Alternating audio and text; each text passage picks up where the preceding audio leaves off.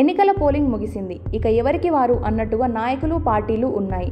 నిన్న మొన్నటి వరకు మార్మోగిన మైకులు మూగబోతున్నాయి. పెద్ద ఎత్తున తమ ప్రసంగాలతో ఉరుములు మెరుపులు కురిపించిన నాయకులు మౌనంగా ఉండిపోయారు. అయితే ఇద్దరు కీలక నాయకుల విషయంలో ఆసక్తికర చర్చ తెరమీదికి వచ్చింది. వారే వైసీపీ అధినేత సీఎం జగన్, ప్రతిపక్ష నాయకుడు టీడీపీ అధినేత చంద్రబాబు నాయుడు. వీరిద్దరూ వ్యవహరించిన తీరును ఇప్పుడు అందరూ చర్చించుకుంటున్నారు. చంద్రబాబు విషయాన్ని చూస్తే ఆయన ఎన్నికలు ముగిసిన తర్వాత కూడా రాష్ట్రంలో పరిస్థితిని ఎప్పటికప్పుడు గమనిస్తూ అధికారులకు ఉత్తరాలు రాస్తూ పరిస్థితిని సమీక్షిస్తున్నారు. ముఖ్యంగా హింస చెలరేగిన తర్వాత ఆయా జిల్లా కలెక్టర్లకు చంద్రబాబు పుంకాలుగా ఉత్తరాలు రాసి హింసను అరికట్టాలని అభ్యర్థించారు. అదేవిధంగా ప్రభుత్వ ప్రధాన కార్యదర్శిని అలర్ట్ చేశారు. మొత్తంగా రాష్ట్రంలో శాంతి భద్రతల విషయంలో చంద్రబాబు బాగానే అలర్ట్ అయ్యారనేది జనం చెప్తున్న మాట.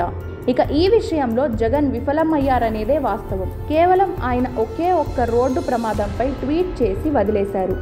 శాంతి భద్రతలపైన, హింసపైన ఎక్కడా మాట్లాడింది లేదు, ఎక్కడా సమీక్షలు చేసింది లేదు.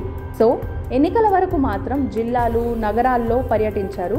ముగియగానే ఆయన విదేశీ పర్యటన ఐపాక్ను ప్రశంసించడంతోనే సరిపుచ్చారు. ఇక మరో కీలక విషయంలో జగన్ను ప్రజలు ప్రశంసిస్తున్నారు. అదే ఎన్నికలు ముగిసిన తర్వాత కూడా సంక్షేమాన్ని అమలు చేయడం. వాస్తవానికి ఆసరా, విద్యా దీవెన, రైతు భరోసా నిధులు ఎన్నికలకు ముందు ఇవ్వాలని అనుకున్నారు. కానీ ఎన్నికల సంఘం అడ్డు తగిలింది.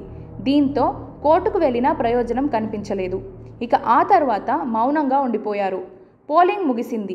దీంతో ఆ నిధులు ఇస్తారో ఇవ్వరో, అవసరం తీరిపోయింది కదా అని చర్చ వచ్చింది. కానీ జగన్ మాత్రం నిధులను విడుదల చేశారు. ఆయా పథకాలకు సంబంధించిన 14,000 కోట్ల నిధులను విడతల వారీగా విడుదల చేశారు. ఇదే విషయాన్ని 2019 ఎన్నికలతో పోల్చుకుంటే అప్పటి టీడీపీ ప్రభుత్వం ఎన్నికల వరకు ఇచ్చి ఎన్నికలు ముగిసిన తర్వాత ఇవ్వాల్సిన నిధులను ఆపేసింది. ఈ విషయంలో జగన్ బెస్ట్ అనే మాట వినిపిస్తుంది. ఇదే ఇతమిధంగా చంద్రబాబుకు, జగన్ బాబుకు తేడా అంటున్నారు జనాలు. మరి ఇప్పుడేమంటారు బాబు గారు?